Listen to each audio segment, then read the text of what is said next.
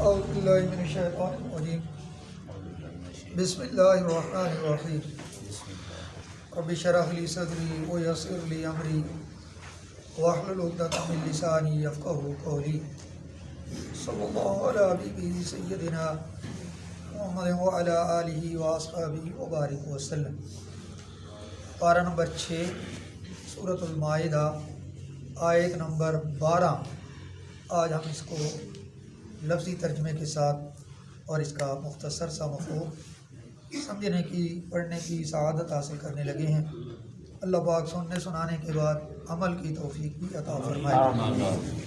ارشاد باری تعالیٰ ہے وَلَقَدْ أَخَذَ اللَّهُ مِيثَاقَ بَنِي إِسْرَائِيلَ وَبَعَثْنَا مِنْهُمُ اثْنَيْ عَشَرَ نَقِيبًا وَقَالَ اللَّهُ إِنِّي مَعَكُمْ لَئِنْ أَقَمْتُمُ الصَّلَاةَ وَآتَيْتُمُ الزَّكَاةَ وآمنتم برسلی وعزرتموہم وأقرضتم اللہ قرضا حسنا لأکفرن عنکم سیئاتکم ولأدخلنکم جنات تجری من تحتها الانہار فمن کفر بعد ذلک منکم فقد ضل سواء السبیل۔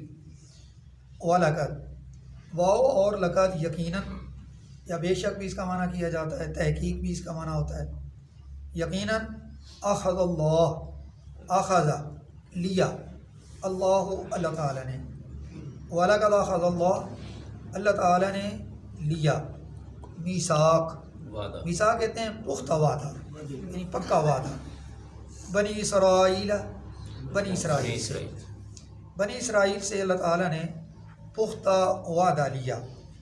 واو اور بعثنا، بعث اس کا مطلب بھیجنا، مقرر کرنا، نہ ہم نے، اللہ تعالیٰ فرماتا ہے ہم نے مقرر کیے منہم ان میں سے، اثنی عشر 12، نقیبہ سردار، ہم نے ان میں سے 12 سردار مقرر کیے۔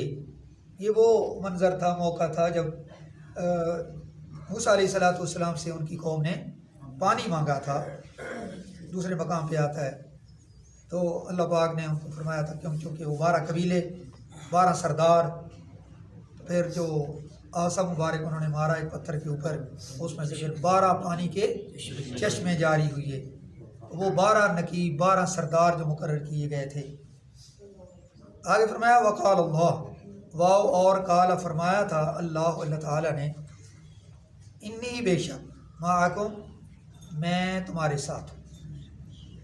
مخلصین جو لوگ ہوتے ہیں، محبت والے جو لوگ ہوتے ہیں، جو اپنے نبی پر، اپنے بڑوں پر اپنا تن من تن قربان کرنے کے لیے تیار رہتے ہیں، مخلصین کا گروہ جو ہوتا ہے، اللہ تعالیٰ ان کو کیا انعام دیتا ہے، ان کا ذکر ہونے لگا ہے۔ سب سے پہلا انعام تو یہ ملتا ہے کہ جو مخلص لوگ ہوتے ہیں اپنے دین کے ساتھ، اپنے نبی کے ساتھ، اپنے ماں باپ کے ساتھ، اللہ پاک ان کو اپنی معیت عطا فرما دیتا ہے۔ وقال اللہ انی معکم، اللہ تعالیٰ نے فرمایا بے شک میں تمہارے ساتھ ہوں۔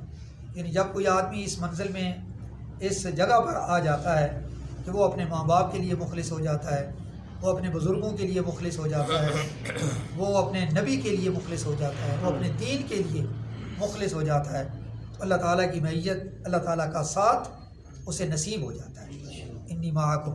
لیکن اس کے ساتھ ساتھ یہ بھی فرمایا کہ اس بات کے اوپر آ کے جو اللہ تعالیٰ کی طرف سے عبادات ہیں، فرائض ہیں، ان سے غفلت نہیں کرنی۔ حکم دیا کہ لئن، اگر اقمتم الصلاۃ، تم صحیح نماز پڑھتے رہے، وآتیتم الزکاۃ، اور تم زکوٰۃ بھی ادا کرتے رہے، اگر تمہارے اوپر زکوٰۃ فرض ہے تو زکوٰۃ بھی ادا کرو، نماز کا ٹائم ہو گیا ہے، نماز کو ادا کرو اچھے طریقے سے، وآمنتم، اور تم ایمان لائے برسولی، میرے رسولوں پر، وعزرتموہم، عزر کہتے ہیں تعظیم کرنا، عزت و احترام کرنا، اور تم ان کی تعظیم بھی کرتے رہے، عزت و احترام بھی کرتے رہے، کس کی؟ میرے رسولوں کی۔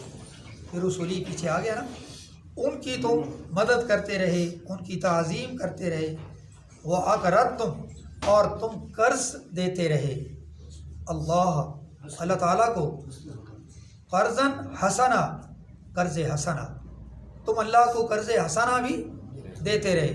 اللہ تعالیٰ کو قرض کیسے ہم دیتے ہیں؟ کہ اللہ تو محتاج ہی نہیں ہے، قرض تو وہ لیتا ہے جو کبھی محتاج ہو جائے، جس کو ضرورت پڑ جائے۔ تو قرآن مجید میں اس بات کی وضاحت آ گئی ہے کہ اللہ تعالیٰ کو قرض دینے کا مطلب یہ ہوتا ہے کہ جب ہم اب اللہ تعالیٰ کے کسی بندے کو اس کی ضرورت پوری کرنے کے لیے کوئی چیز دیتے ہیں بے لوث، اس پر احسان نہیں جتاتے، اور اللہ کی رضا کے لیے جب ہم کسی کو دیتے ہیں تو گویا یہ خدا کو ہم قرض حسنہ دے رہے ہوتے ہیں، اور اس کا اجر اس بندے نے نہیں دینا، اس کا اجر اللہ تعالیٰ کی ذات عطا فرماتی ہے۔ یہ ان لوگوں کی عادت ہے، ان کے معمولات ہیں کہ یہ اللہ کے رسولوں کی تعظیم کرتے رہتے ہیں اور اللہ تعالیٰ کو قرض حسنہ دیتے رہتے ہیں۔ دوسرا انعام ان کو یہ ملتا ہے، ان مخلصین کو کہ جو یہ عمل کرتے رہتے ہیں، دوسرا انعام ان کو یہ ملا، اللہ پاک فرماتا ہے تو پھر میری طرف سے انعام یہ ہوگا، لَأُكَفِّرَنَّ، میں ضرور ختم کر دوں گا، کفر مٹا دینا، ختم کر دینا، ریز کر دینا، عنکم تمہارے، سیئاتکم تمہارے گناہ، سیئات برائیاں، تمہاری جو برائیاں ہیں، تمہارے جو گناہ ہیں، ان کو پھر میں کیا کروں گا؟ ختم کر دوں گا۔ لیکن ختم اللہ تعالیٰ کب کرے گا؟ پہلے ذکر ہوا ہے، اللہ تعالیٰ کو قرض حسنہ دو، نماز پڑھو، زکوٰۃ ادا کرو، اللہ کے رسولوں کی تعظیم، عزت و احترام، ادب، اور اپنے بڑوں کا ادب، اپنے ماں باپ کی عزت، یعنی یہ ضمناً یہ باتیں بھی ہے نا، یہ تم کرو گے نا تو اللہ تعالیٰ تمہارے گناہوں کو معاف فرما دے گا۔ اور تیسرا انعام کیا ملے گا؟ وَلَأُدْخِلَنَّكُمْ، اور میں ضرور تمہیں داخل کر دوں گا۔ یہ تیسرا انعام ہے اس آیت کے اندر ان مخلصین کے لیے جو بیان ہوا ہے، میں تمہیں ضرور داخل کروں گا جنات، ایسے باغات میں کہ تجری جاری ہیں، من تحتہا جن کے نیچے، الانہار نہریں۔ کون سی نہریں؟ اس آیت میں ذکر نہیں ہے، اور مقامات پہ آتا ہے، حدیث میں آتا ہے دودھ کی نہریں ہوں گی، شہد کی نہریں ہوں گی، جی شراب کی نہریں ہوں گی، تو یہ الگ۔ یہاں پہ کیا ہے جی؟ جنات، اللہ پاک باغات میں داخل کرے گا۔ جنت ایک باغ کو کہتے ہیں جنت، اور جنات بہت ساری جنت ہیں، باغات، ان کے اندر داخل کروں گا، ان کے نیچے نہریں بہہ رہی ہیں۔ اور آگے فرمایا فمن کفر، جس بدبخت نے کفر کیا، انکار کیا، نافرمانی کی۔ پہلے تو عمل کرنے والوں کا ذکر ہے نا، لیکن جہاں عمل کرنے والے ہوتے ہیں وہاں روکنے والے بھی ہوتے ہیں، جہاں اچھے ہوتے ہیں وہاں برے بھی ہوتے ہیں، جہاں نیک ہوں وہاں بد ہر صورت ہوتے ہیں، پھولوں کے ساتھ کانٹے تو ہوتے ہی ہیں۔ تو اس لیے قرآن مجید میں اکثر مقامات پہ جہاں عمل کرنے والے لوگوں کا ذکر ہوتا ہے، ساتھ ہی دوسرے لوگوں کا بھی ذکر آ جاتا ہے۔ جہاں جنت کا ذکر ہوتا ہے وہاں جہنم کا ذکر بھی لازمی ہوتا ہے۔